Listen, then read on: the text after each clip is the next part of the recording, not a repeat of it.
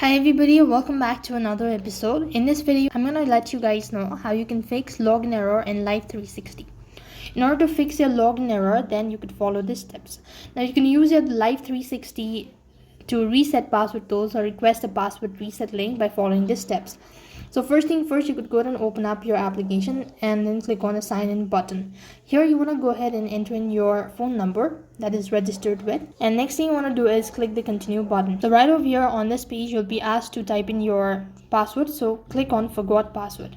Next thing, it's going to take you to the field where you have to go ahead and enter your email address associated with your account and click the continue button. Now a link in your email and follow the instructions to reset your password. So what you have to do is exit out of this page and go ahead and open up your Gmail.